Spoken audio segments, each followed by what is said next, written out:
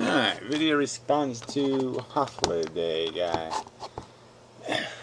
These stupid polarizing filters here. Anyway, so I'll get to the physics stuff on the physics video or whatever. And so this is just on the antinatalism stuff.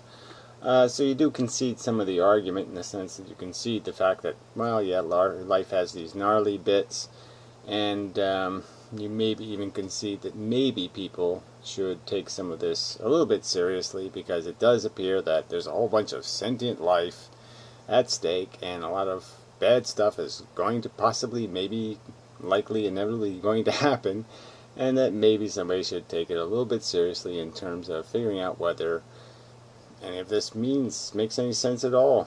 So anyway, I guess this idea that we have to handle each other, that we have to in some way avoid the conversation degrading, it's always a problem. All right, I can't remember exactly what we got into the last time, but it was probably about the capitalism thing or something else, and there was probably some point where it was just like, oh, you're just a greedy bastard. Oh, okay, I get it. And you just end up with that problem, and we're probably going to end up with that problem eventually when we get to the real subject of where the disagreement lies.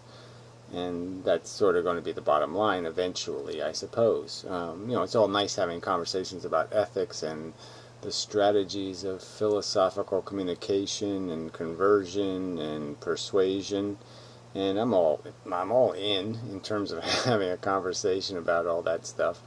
But that's really not the subject in a lot of ways. So you did spend another, look, I know, maybe you find it offensive that I would think, but you did use Thunderfoot's argument. You did say it, and then you reinforced it in a way. You just keep arguing that somehow I need my own children to persuade and brainwash. Like there aren't enough kids in the world right now for me to indoctrinate.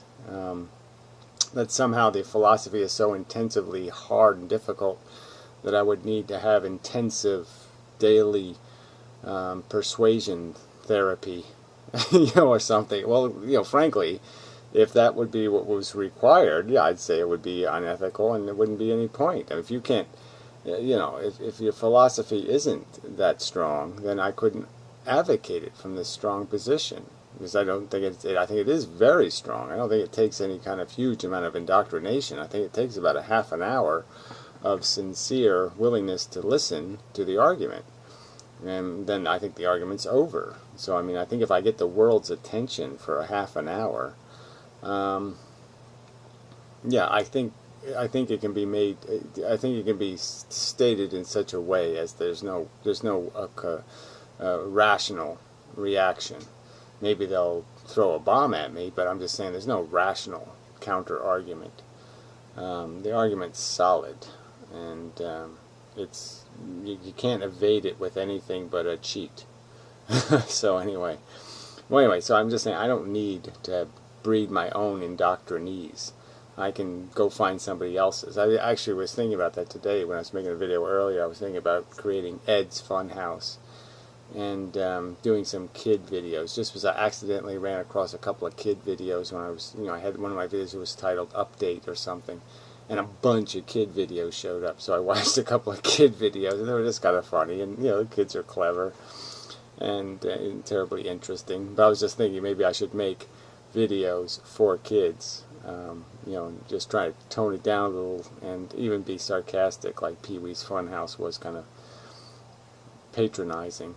It was really an adult show, they were just, but whatever. It was really weird is what it was. But I'm just saying, apparently you can get away with that, so maybe I'll get away with that.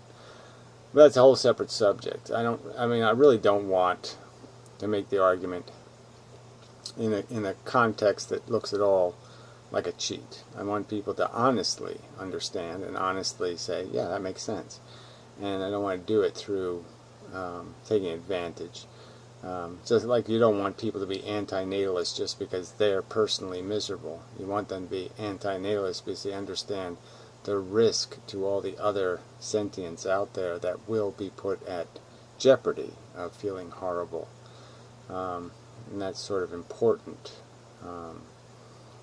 in terms of just a character issue. I mean, there's a lot of subjects where you say, well, do you care whether people don't litter for the right reason or the wrong reason? Do you care that they're afraid of a $50 fine or that they don't want to pollute the environment? And the bottom line is, obviously, you don't want them to litter. But you would prefer that they wouldn't litter because they don't want to live in a shithole covered with litter. That they're logical enough to figure that out.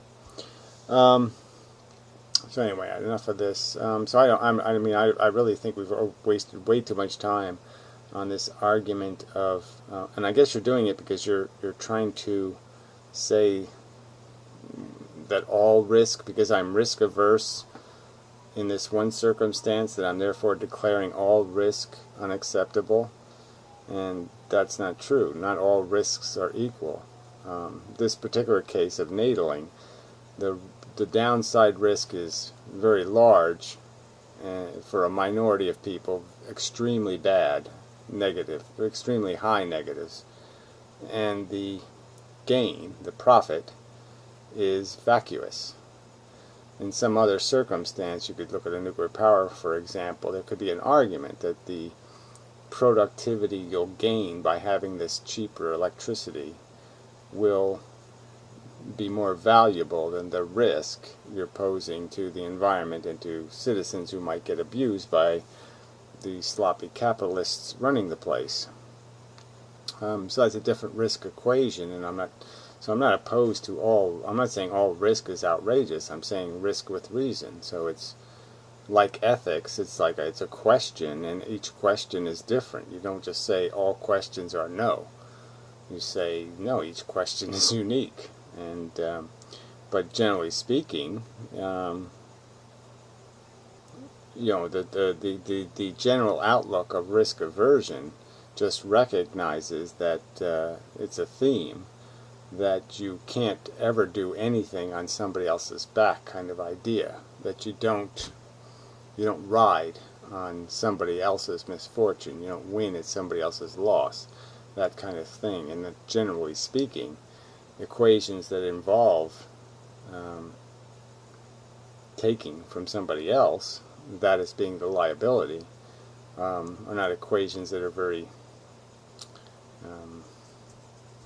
useful.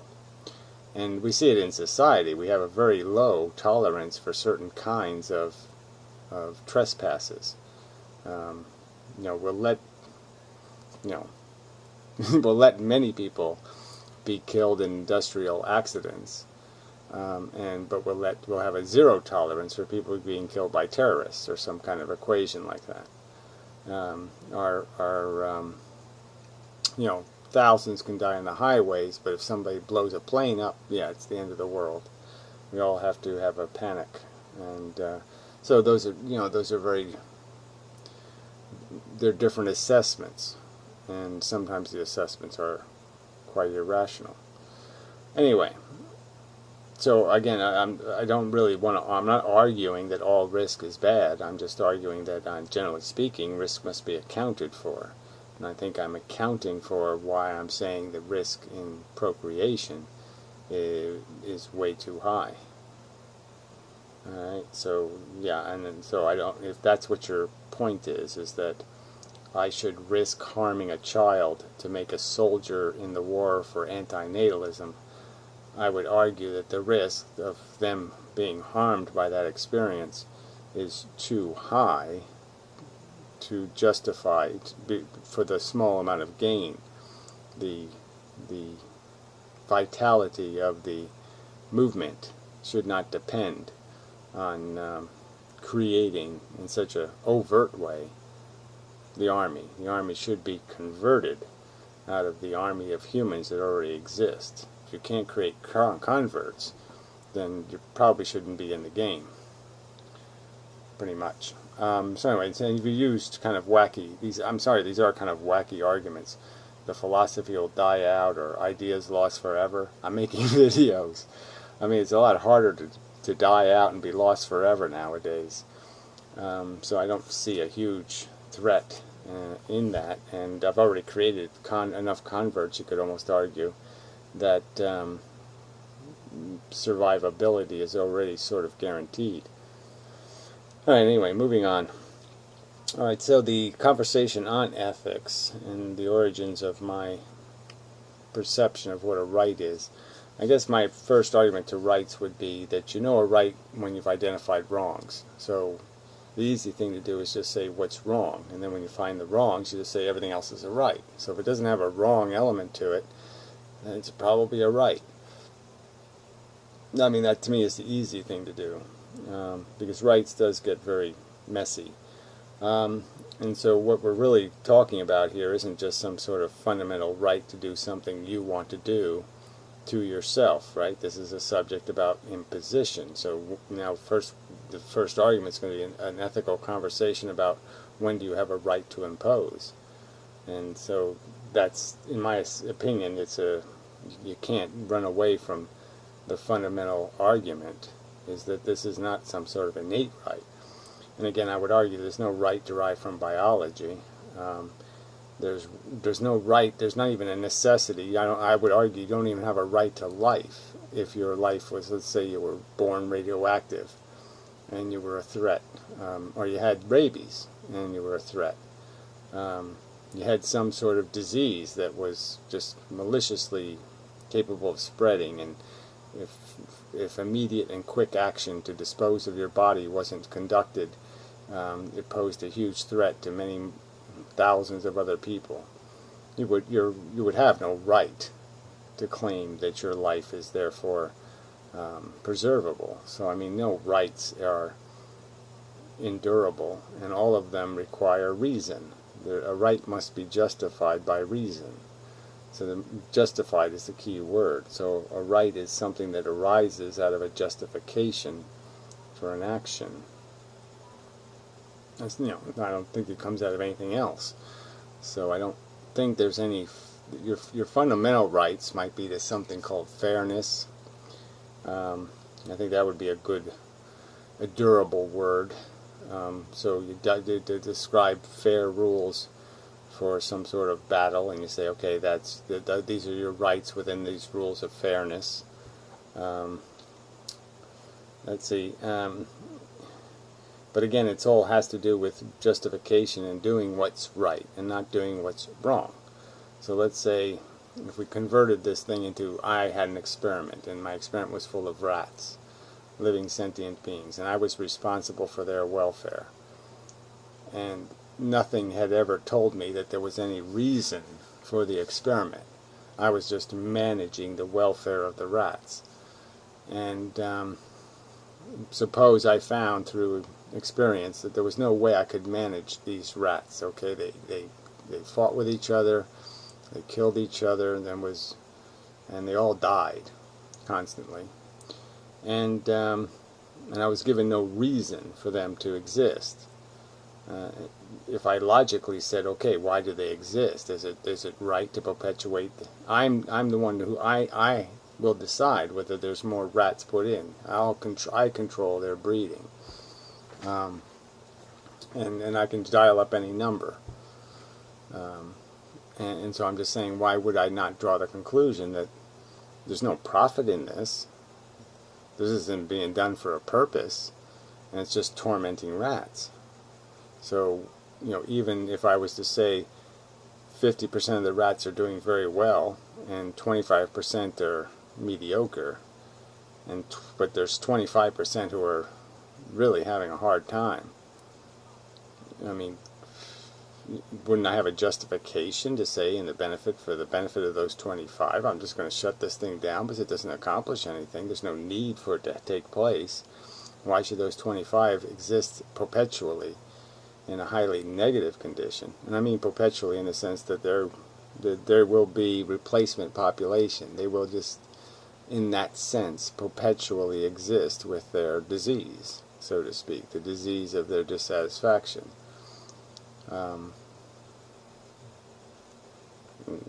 Yeah, it just makes sense to say turn off the thing because it doesn't accomplish anything. That's the risk aversion, because you're just saying that I'm going to give I'm going to liberate this 25% that's been enslaved to this pointless experiment that accomplishes nothing. So anyway, Yeah, I didn't want to go that far into the subject, but I mean, that's basically the equation in some respects. I mean, I don't think there's any profit even if you took the negative 25% out of the game. I still don't think you have a justification to force the other 25% into mediocrity. And I'm still going to question whether the 50% is anything else but a huge, laughably generous concession. I think the number of rats that escape the game completely, from birth to death, without facing some absolute horror, is rare. It's a rare rat that escapes. So anyway, I just don't know how far to push rights. I mean, because again, rights are conditional, and it's also conditional to urgency, right? I mean, the standards change depending on how urgent the circumstance is. So if you're a cop, you have rights to shoot people, kill people. You have rights to do lots of things. You have lots of power. But you're also still obligated to justify the use of that power. So your right isn't eternal. It isn't infinite. It's finitely drawn. So all rights are finitely drawn. And as soon as a liberty you're going to take provides any kind of jeopardy to some other third party, you're going to have a justification for your imposition, especially if it's non-consensual imposition on that third party. So you have a higher standard of obligation. You're going to have to explain why you shot the guy, kind of a thing. And in the case of this overall argument, big picture argument, where you want to argue the ethics of acting on my confidence, I sort of gave you the argument. I gave you the James Bond scenario, where I'm not going to waste time talking about it if I got a button available.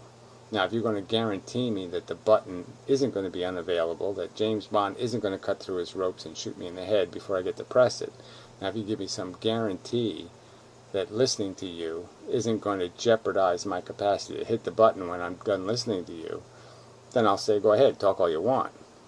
But you're going to have to, I don't know what the guarantee's going to have to be written in, but it's going to have to be written in it's going to have to be written on pretty good paper for me to believe it. But again, it's not that I don't want to hear the argument. I'm saying that I've been here, I've heard the arguments suck, and from my perspective, I have no reason to delay in acting if opportunity knocks. If opportunity knocks, I said, even if that door's open a crack, I'm busting through. There's no time to lose, there's no opportunity to waste. You don't squander the chance. I mean, if you got a chance to take out Hitler, you just happen to be flying by and he walks out of the front door and you're in the airplane, you got a gun in your hands and you can pick him off, you pick him off. You don't fuck around and think about it. You don't make a phone call back to Washington and say, is it okay? Alright, anyway. So, and again, the context of this discussion about rights, again, is not about somebody's right to do something that only affects them. It's their right to do something that affects sentience. And we all can claim ownership of sentience. I claim the ownership of the portion of it that has infected me. And the only people who can act in the welfare interest of people who will be similarly sentient to myself, have a similar disposition, are people that have that disposition now. I'm the only one who can protect the future, that individual, because obviously the sadistic fucks don't understand. They just think, ha ha ha, he suffers, too bad, who cares, I'm going to go jump rope. They're going to think they're silly shit. They're going to underestimate the value of the suffering. I'm the one who knows it and has knowledge of it, and I'm the one who's going to have to act in the interest of that victim they're going to make tomorrow. So because I know the rape, I'm the only one fully equipped to defend the interest of the future victim, because I'm fully aware of what the real cost of it is. And these trivial assholes are just that. They're ignorant, trivial morons and have no idea of the mess they're making. So anyway, okay, so then it goes to some sort of conversation about humility, and who's going to persuade who, and who's, yeah, I mean, obviously I'm looking for a reason to doubt. Okay, I'm looking for something to shake my confidence. So I'm saying, go ahead, throw your crap at me, and let's see if it fucks me up. But so far, I'm just pointing out that I don't see any of that. And so far in your argument, like I said, well, I'm wasting time talking about whether I should raise my own personal army, which seems a ludicrous way to fight a fight.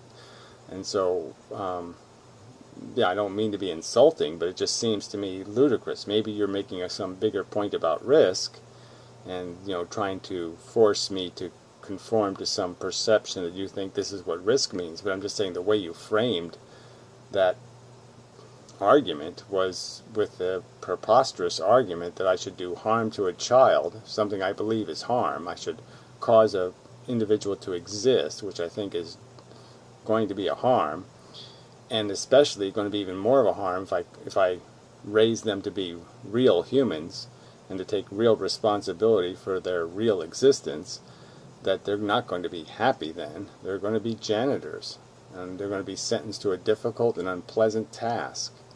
And I should do that when I can recruit janitors out of the slaves that have already been created. Why should I create a new slave? So, yeah, I just found that kind of you're almost insulting my intelligence, you know, for me to sit there and say you think I'm stupid enough to think there's rationality or sense in the possibility of violating my own principles to attain an end that would have no principle if I violated the principles to attain it. Come on. Anyway, all right. So on this whole thing about confidence and being convinced, you know, yeah, I've made it clear. I'm highly confident. Highly confident. So, yeah, I'm just looking for any kind of reason to doubt. And, you know, but I'm not in some sort of condition that's very mutable. That's very, you know, I'm not subject. You know, I've already been tested. I've already tested the fuck out of what I'm thinking. So it's not like it's going to be surprised. So, you know, this is where it's going to get difficult. I mean, what exactly, you know, what kind of grenade are you possibly going to manufacture that I haven't seen already? Because you're only going to be able to make it out of the facts we know.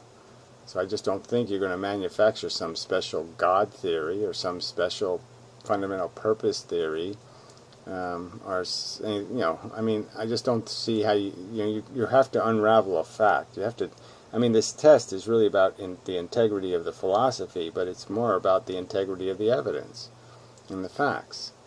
And so what bit of the facts that I base my belief on can you possibly damage? You're not going to damage evolution. You're not going to damage evolutionary psychology.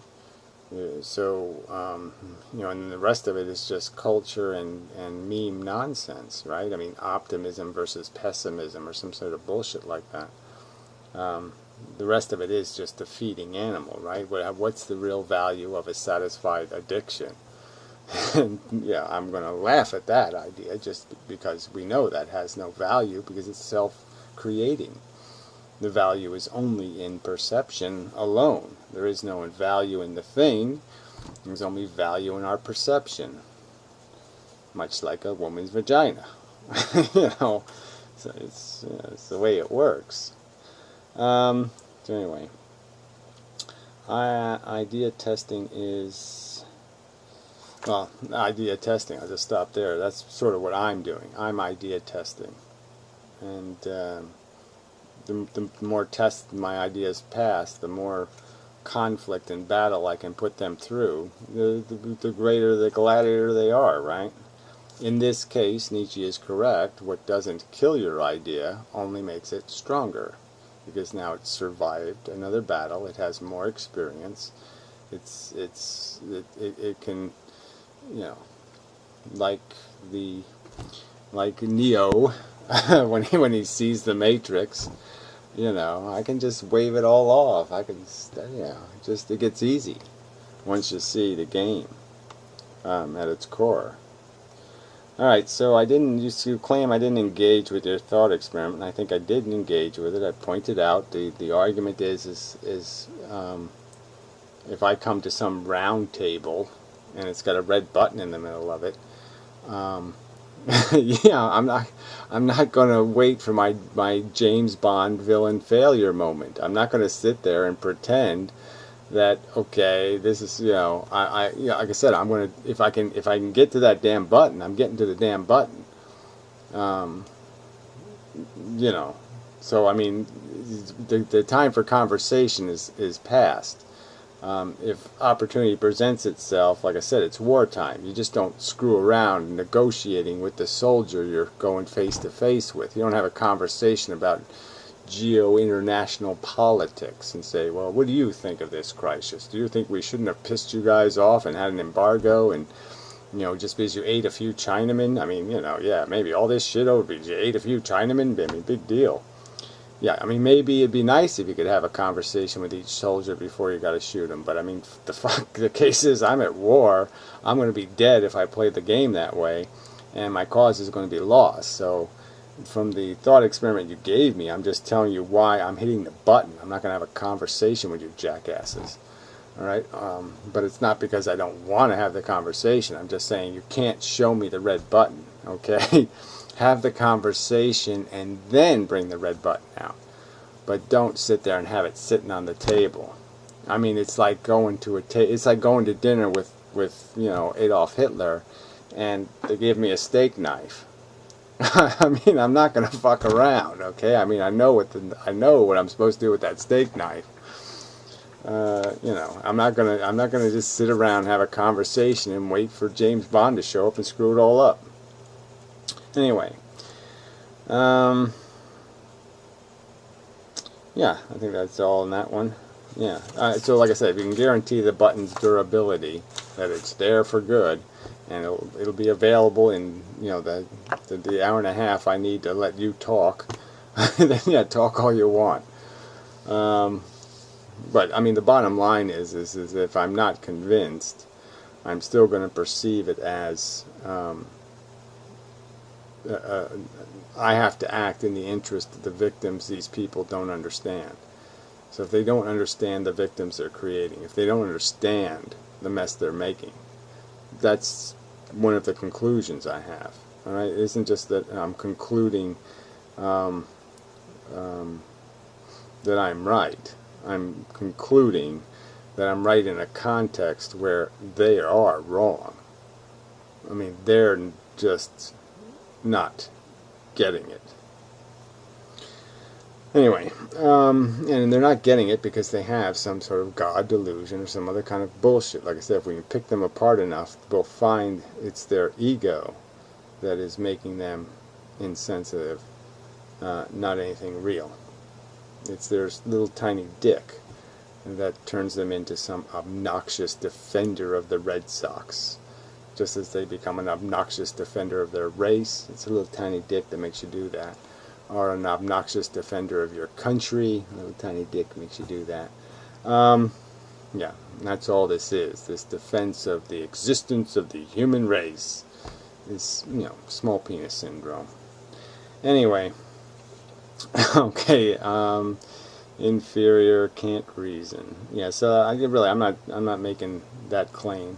I don't think I've ever said you weren't at all intelligent or reasonable, but like I said, once an argument degrades and you're just going to get into some argument about who can call each other the fancier name, then that's the way it's going to be, you know. And yeah, hopefully we can avoid being that offensive, but maybe when it gets to the fundamentals it'll get offensive. I don't know.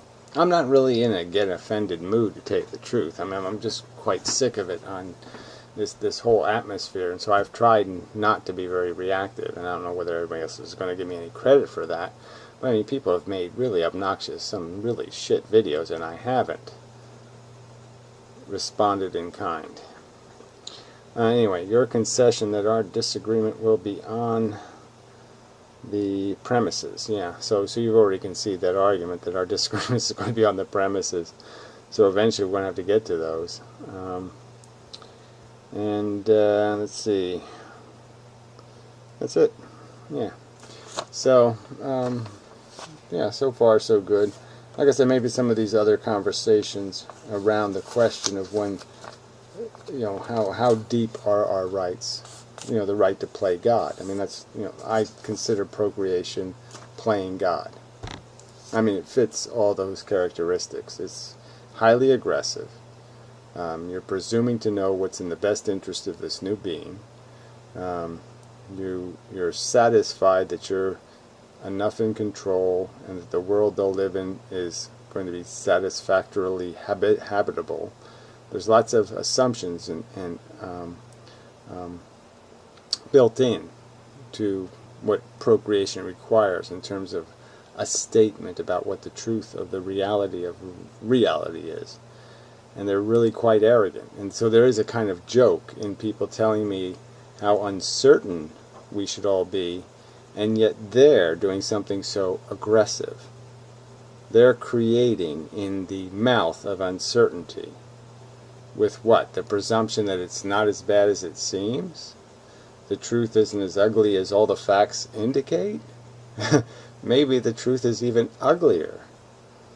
So, I mean, you know, the arrogance has to be called what it is. It's arrogance. It's just plainly arrogant to assume yourself competent to do something that you can demonstrate no particular skill at doing. And you only do it because, well, yes, biology gave you the ability.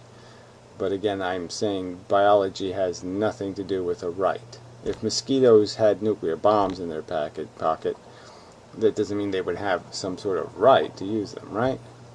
I mean, if we were born that way, like we could blow up planets and stuff, wouldn't mean we had rights to use them. We'd still have to explain why. Just as I would have to explain why if I said I can rape a woman because I have a penis. I mean, I'd have to justify that. I can't just say because. I have to do better than that. So anyway, saying it's okay to procreate. Again, I'll give you the reverse thought experiment. What would be your confinement on rights would you place if babies could be produced? You know, you could buy a little box for $21.95, $29.95, let's say. You buy a little box, 3 packets in it. You know, you shoot some crap in it. You get some goo out of the woman. You throw it in the microwave oven, and 3 hours later, you have a baby. I mean, you know, what if technology makes making babies completely independent of biology? What's going to be your what impositions would you have on people buying the $29.95 package?